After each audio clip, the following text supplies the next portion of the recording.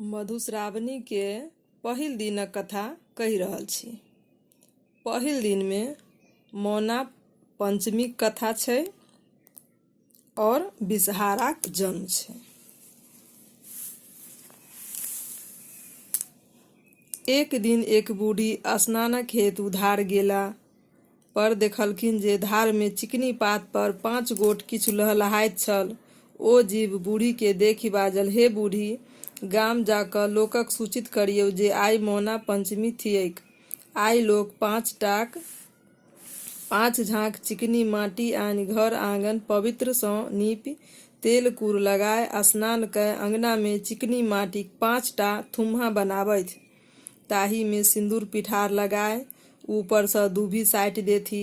नव बासन में खीर घोरजाउर रान्हथि। विषहाराक पूजा कय हुनका दूध लाबा चढ़ाबथि आ खीर घोरजाउर उत्सर्गथि।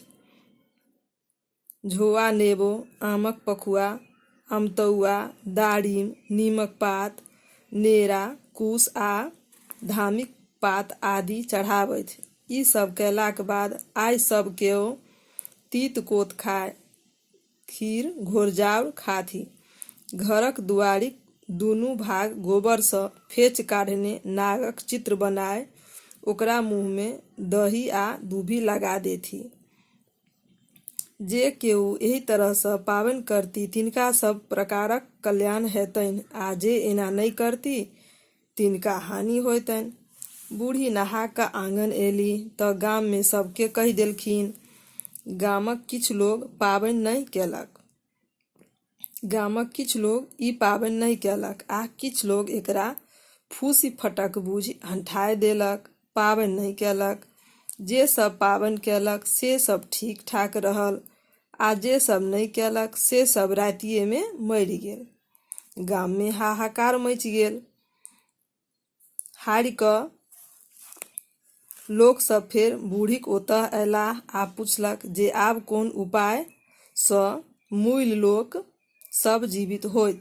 बूढ़ी के किछु नहि फुरलनि तऽ फेर दौड़ल धारक किनार गेलीह। ओतऽ चिकनी पात पर 5 बहिन जीव ओहिना लहलहाइत छल। ओ 5 बहिन विषहारा छलीह। बूढ़ी हुनका प्रणाम कय गामक सब वृत्तांत सुनाय पुछलनि जे मुइलहा लोक सब पुनः जियबाक कोन उपाय कयल जाय। विषहारा कहलनि जे पहिने तऽ हमरा अनुसारे ओ सब पाबनि नहि केलक तेँ सब मरि गेल।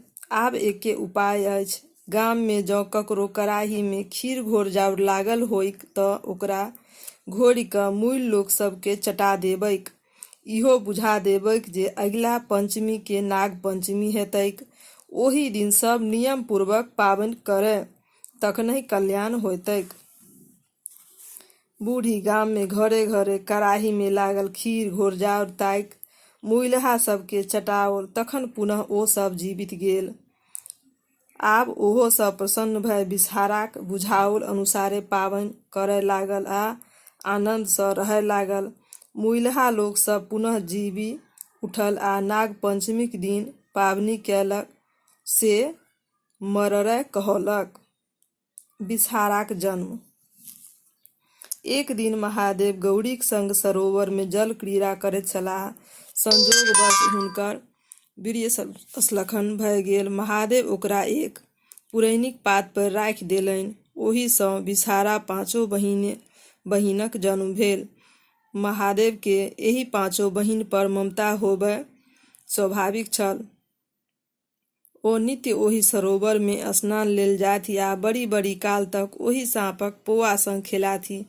गौरी के संदेह होमय लागल जे महादेव एतेक काल तक पोखरी में की करैत रहैत छथि। एक दिन ओ महादेवक पाछू पाछू गेलीह तऽ देखलनि जे महादेव पौआ सभक संग खेलाइत छथि। ई देखि गौरी तमसाय गेलीह। ओ पौआ सबके पैर सँ पीच पीच कऽ फेकय लगलीह। महादेव मना कयलनि जे ई सब मारबाक पात्र नहि थिक। ई सब अहाँक बेटी थिक। ई सब अनेको कष्ट दूर करत आ कहियो अहूँक उपकार करत। मृत्यु भुवन में सावन मास में एकरा सबके पूजा होइत। जे ए पाँचो बहिनक पूजा करत तकरा साँपक डर नहीं रहतैक।